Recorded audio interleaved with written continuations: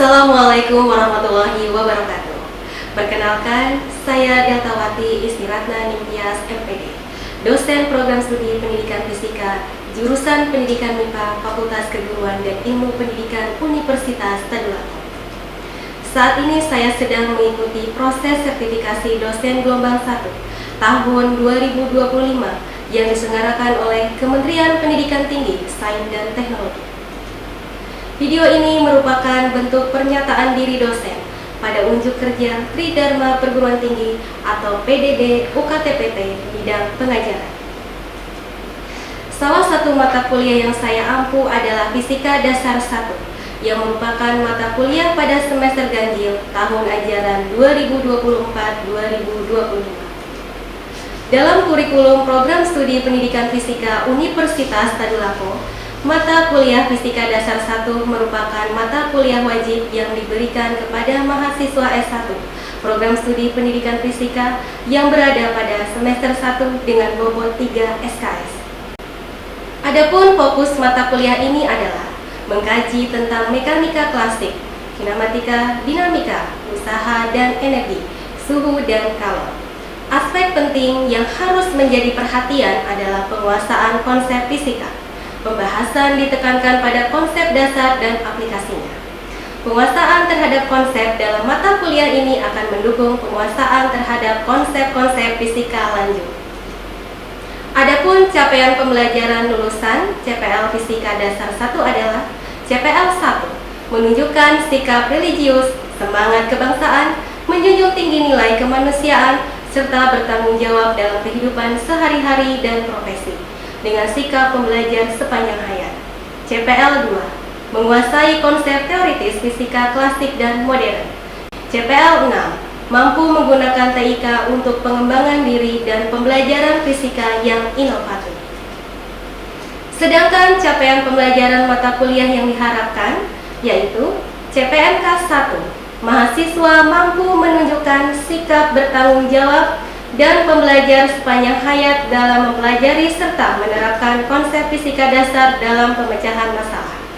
CPMK 2, mahasiswa mampu menganalisis konsep fisika klasik dalam menyelesaikan masalah-masalah yang kompleks secara kuantitatif dan kualitatif.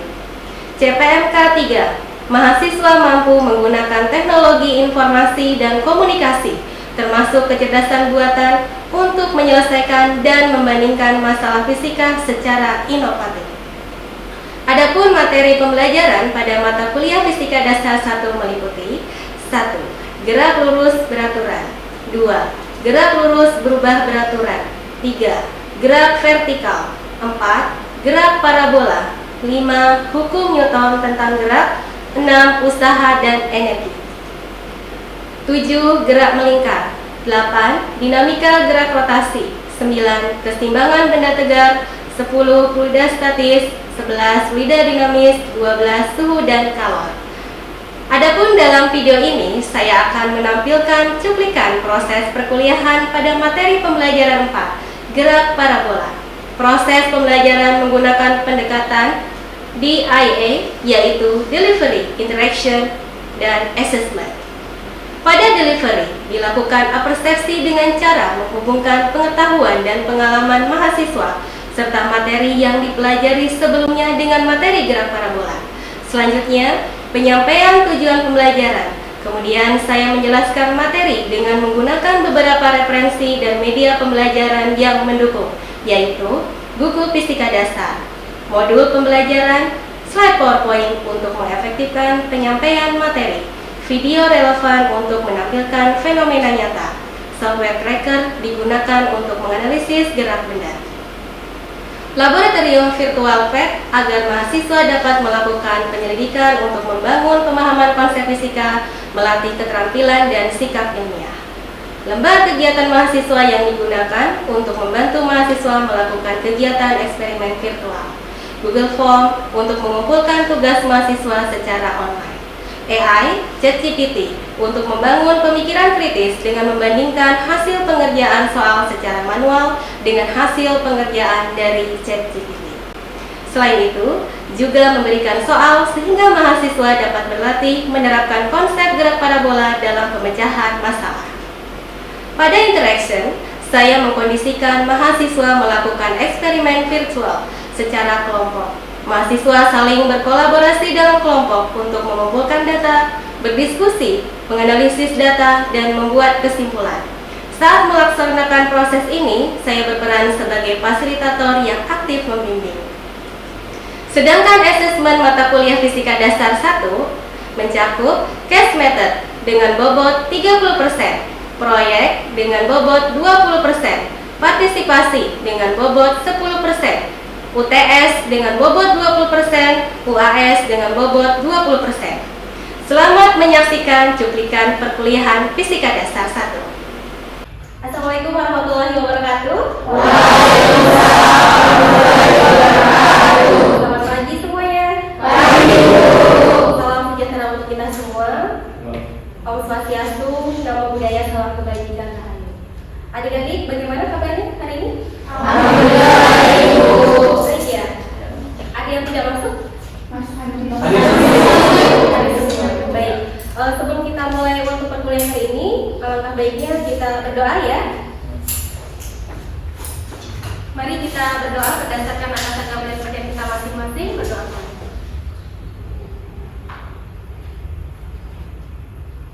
Cukup? Ya. Adik-adik, ya, untuk pertemuan sebelumnya kan kita telah membahas tentang gerak ya, gerak vertikal ya. Ada yang masih ingat? Gerak vertikal itu apa? Gerak vertikal merupakan gerak benda secara lurus ke atas atau ke bawah dengan sudut 90 derajat terhadap permukaan tanah, dan juga gerak ini selalu dipengaruhi oleh kecepatan gravitasi sekitar. Kemudian juga kita telah mempelajari terkait juga dengan gerak lurus beraturan dan gerak lurus berubah beraturan. Masih ada yang ingat apa itu GLB? Apa itu GLBB? Oke, silakan ingat ya. Ya. Gerak lurus beraturan itu adalah di mana benda bergerak di suatu lintasan yang lurus dengan kecepatan yang rendah. Ini ada juga ya gerak lurus berubah beraturan atau GLBB. Ada yang masih ingat? Ya, silakan.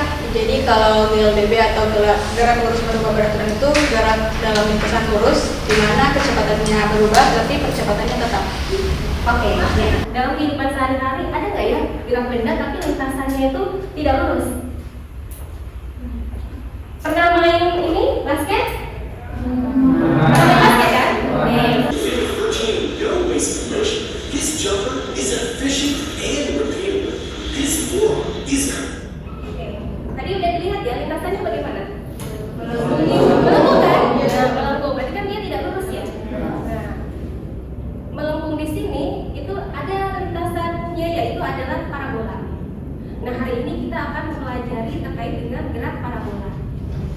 Atau bisa kasih contoh mungkin selain bola basket nih. Kira-kira yang lintasannya melengkung mendekati dengan parabola apa? Voli. Nah, terus ada lagi nggak yang lain? Nanti kita akan tahu kenapa itu bisa terjadi. Oke, kita akan jelaskan bagaimana konsep fisika. Nah, namun adik-adik ternyata ya, ini tidak ada di bidang olahraga aja. Ada juga, kalian tahu nih, budaya Indonesia sepertinya tak ada habisnya. Nah, Salah satu budaya yang sudah mendunia dan dikenal banyak orang adalah tradisi lompat batu yang dilakukan oleh suku Nias di provinsi Sumatera Utara. Ternyata juga ada ya kebudayaan kita yang menggunakan konsep-konsep fisika.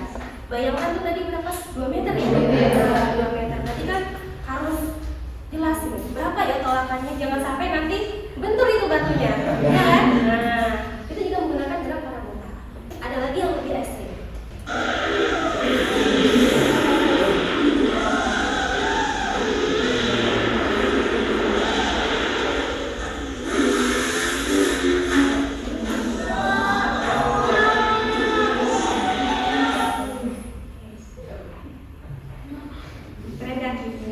Mungkin gara-gara belajar gerak parabola. Jadi kalau misalnya adik-adik belajar ini bisa jadi ya ketika main futsal gitu, bisa cepet gol. Terus bisa apa lagi? Main basket, bisa masuk ke ring dengan tepat. Gitu. Oke? Jadi bagaimana kita harus semangat untuk mempelajari gerak parabola. Adapun tujuan dari kuliah kita hari ini adalah yang pertama mahasiswa mampu menganalisis gerak parabola melalui eksperimen virtual dengan tepat. Terus nanti yang kedua, mahasiswa mampu menerapkan konsep gerak parabola dalam menyelesaikan masalah dalam kehidupan sehari-hari melalui pengerjaan soal dengan tepat. Yang ketiga, mahasiswa mampu membandingkan solusi masalah yang melibatkan konsep gerak parabola dengan menggunakan artificial intelligence melalui diskusi dengan tepat. Kemudian yang terakhir, mahasiswa dapat membuat laporan analisis gerak parabola dari video fenomena nyata menggunakan aplikasi analisis gerak dengan akurat. Itu ya dengan untuk perkuliahan kita hari ini. Nah, sekarang tadi sudah dilihat ya ini ridernya, oke? Bisa melewati dua puncak ini. Jaraknya sangat jauh dan dia melayang di udara, ya kan? Sekarang dilihat bagaimana lintasannya dia. Makin di mana dia? Makin ke atas kan makin naik. Habis itu di sini kan? Ini adalah titik tertingginya dia, ya kan? Habis itu dia turun. Nah sekarang bagaimana bentuknya? Coba kita lihat. Ternyata bentuknya parabola. Makanya disebut dengan gerak parabola. Jadi gerak parabola itu apa sih? Gitu ya. Gerak parabola adalah gerak suatu benda yang membentuk lintasan parabola. Selanjutnya, adik-adik tolong perhatikan ya. Ini saya melemparkan di video tersebut saya melemparkan bola. Tolong diperhatikan ya. Nah sekarang kita akan analisis. Kenapa kok bentuknya itu berbentuk parabola? Kenapa nggak lurus aja? Kan bisa aja lurus sampai keluar angkasa, ya kan? Atau kalau enggak dia langsung drop ke bawah, gitu. Ketika kita ini langsung drop ya, cekrek gitu. Tidak kan? Tapi bentuknya ketemu di parabola. Nah, saya menganalisis dengan menggunakan aplikasi tracker yang video tadi, ya kan? Nah, sekarang tolong dilihat ya baik-baik. Di sini adik-adik lihat, ini adalah grafik plot ya. Jarak terhadap waktu, betul? Lihat bentuk grafiknya bagaimana dia? Linear. Kalau linear, ya ada grafik jarak terhadap waktu linear, berarti dia gerak lurus beraturan atau gerak lurus belum beraturan? Betul, gerak lurus beraturan. Sudah jelas? Jadi ternyata ya pada gerak parabola ini untuk lintasan yang bagian sumbu X-nya atau horizontal itu dia gerak lurus beraturan. Nah, kemudian sekarang adik-adik lihat nih, sekarang kita akan ngeplot ya yang bagian vertikal alias jarak vertikalnya, ya kan? Jarak vertikalnya lihat nih, grafik jarak ya jarak vertikal terhadap waktu bentuknya seperti ini. Nah, bentuknya dia tidak ini kan? Oke, bentuknya adalah seperti ini dan ini merupakan kalau masih ingat dia grafik apa? GL, dia atau GLBB? Iya, grafik GLBB. Seperti itu. Ya, GLBB. Dia semakin ke atas gitu kan? Berarti dia GLBB-nya di gimana? Kalau grafik seperti ini GLBB dipercepat atau diperlambat? Diperlambat, ya kan? Diperlambat ya? Ya, diperlambat. Oke, diperlambat. Nah, kemudian habis itu dia berbalik arah, ya kan? Berbalik arah dengan bentuknya juga sama yang merupakan grafik jarak terhadap waktu GLBB juga, ya kan? Tapi bedanya apa? Ketika dia turun kecepatannya semakin kita akan melihat nih, ini gimana nih terkait dengan percepatannya? Kan tadi kan ada GLBB-nya. Nah, makanya kita akan untuk melihat demonstrasi ya dari dua benda, yang satu dijatuh bebas, gerak jatuh bebas, yang satu dilontarkan horizontal, gitu. Jelas? Diperhatikan baik-baik ya.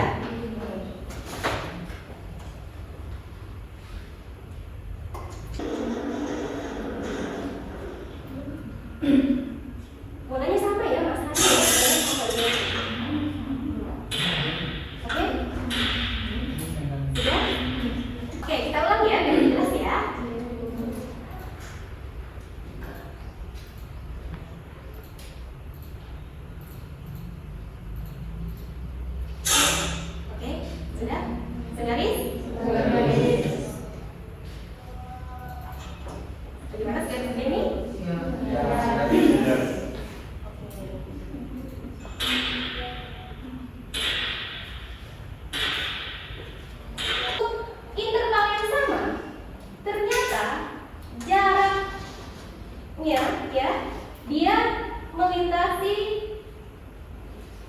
jarak yang sama. Belum? Nah, berarti sekarang kan di sini mulai dong. Percepatan dari gerak parabola untuk gerak vertikalnya berapa percepatannya? Ya, sedang membalakan sama dengan percepatan yang dimiliki oleh gerak yang bebas. Jelas? Kalau ditanyakan kenapa dia jatuhnya ke bawah? Ada di gravitasi. Adapun gabungan ya vektor komponen untuk gerak vertikal ya kecepatan pada gerak vertikal dan juga gerak horizontal, ya, dia akan menghasilkan lintasannya berbentuk parabola. Sehingga di sini bisa kita simpulkan, oke? Gerak parabola merupakan perpaduan antara gerak horizontal dengan kecepatan tetap dan gerak vertikal dengan kecepatan tetap. Atau ya, gerak parabola untuk gerak horizontal merupakan DLB, gerak vertikal merupakan DLB. Bagaimana sampai sini? Mengerti? Mengerti. Lalu kita lihat persamaan ini. Adik-adik tahu ya kalau gerak lurus beraturan tidak punya percepatan, tidak ada perubahan kecepatan. Makanya AX-nya sama dengan 0. Artinya percepatan pada sumbu X atau percepatan pada gerak horizontal dia sama dengan 0. Alias tidak punya. Oke? Baik. Selanjutnya bagaimana untuk percepatan gerak vertikalnya dia? Ya kan? Sebesar negatif G. Oke? Kita akan melakukan ini deh. Eksperimen terkait hubungan sudut elevasi dengan jangkauan. Nanti kalian akan tahu berapa ya jangkauan terjauh sudutnya itu berapa. Oke? Ya. Kita akan melakukan eksperimen virtual. Di sini kerja kelompok ya.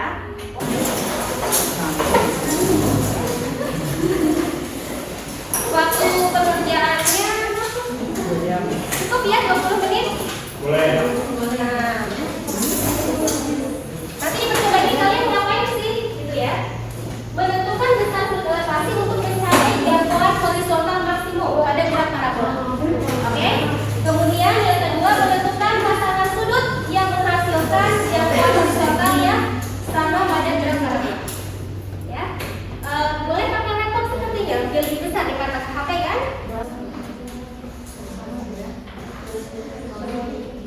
Langsung dikerjakan yang lain ya.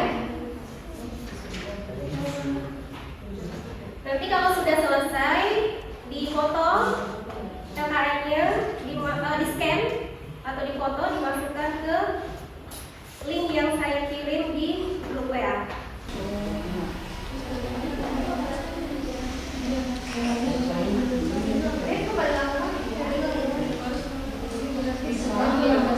Oh iya.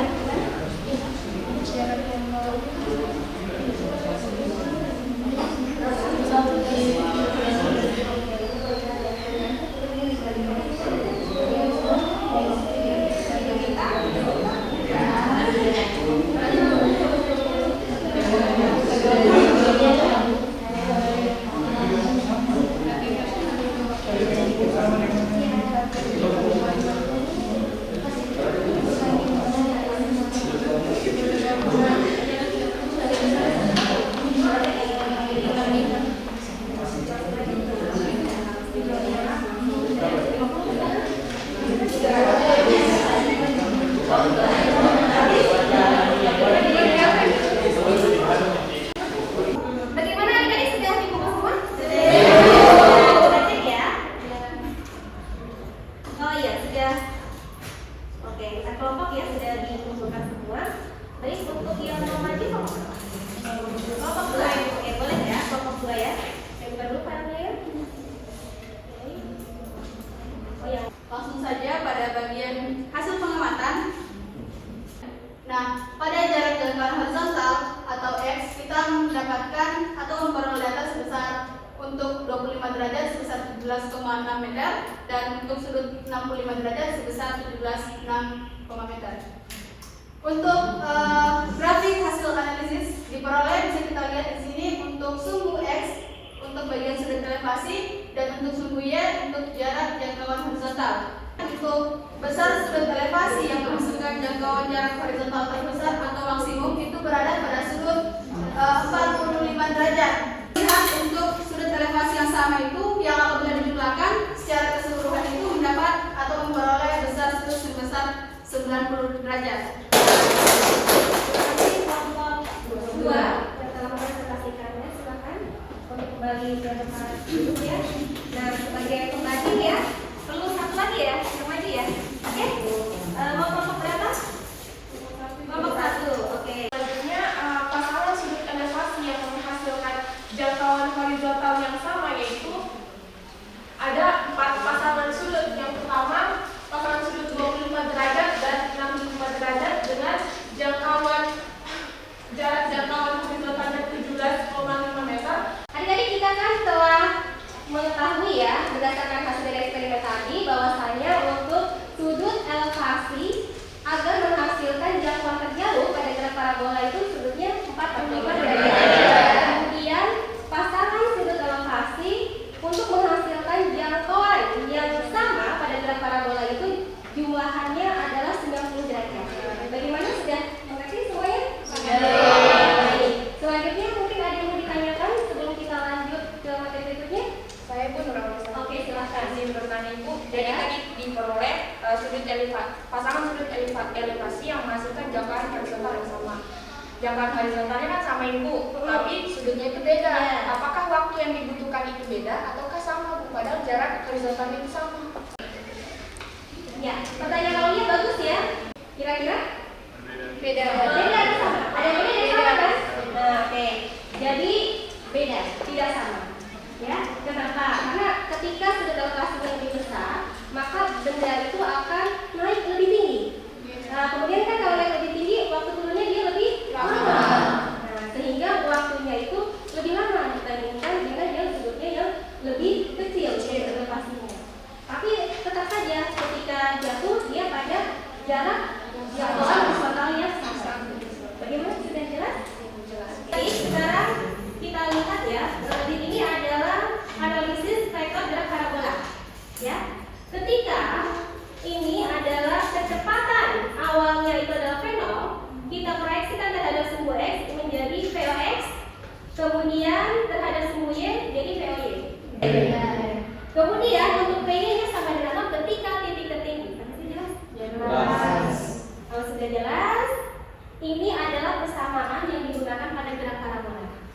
Oke, pada sumbu X menggunakan persamaan gerak lurus beraturan, pada sumbu Y menggunakan persamaan gerak lurus beraturan. Ini ya. Untuk komponen kecepatan awal, VOX sama dengan V0 cos alpha 0, VOY sama dengan V0 sin alpha 0. Oke. Adapun gerak pada arah horizontal, Vx sama dengan VOX, yang unsur X-nya sama dengan XO plus VOXT. Ada pertanyaan? Aman? Oke, perhatikan gambar berikut. Ya, Apriansyah, seorang pemain bola, ya kan? Menendang bola dengan kecepatan awal 40 meter per sekon dengan sudut elevasi 53 derajat. Tentukan titik tertinggi yang dicapai bola. Bagaimana ini? Kira-kira? Ditanya? Ya, ditanya Y. Y itu kan tinggi. Ditanya tinggi lagi kan? Tinggi kan? Oke. Sampai sini jelas? Jelas. Oke, dijawab ya. 32 per 10. 3,2 sekon. Sampai sini jelas? Jelas. Ini baru waktunya. Baru sampai sini itu ketika 30 besar. Y max sama dengan Y0 ya kan? Plus POYT min setengah YT kuadrat. Jadi dapat disimpulkan bahwa berapa titik tertinggi yang dapat dicapai bola? 51.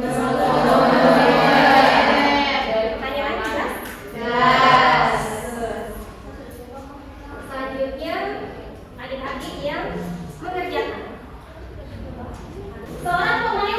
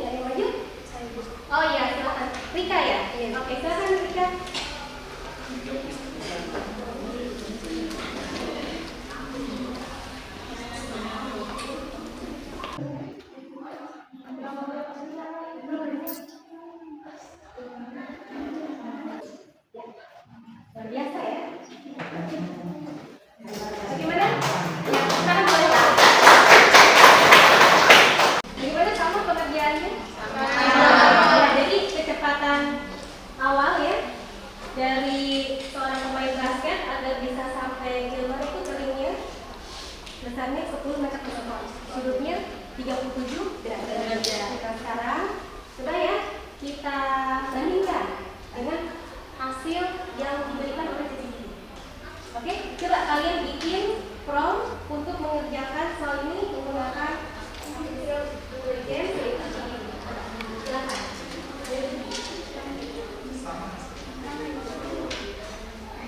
Coba. Sama atau beda?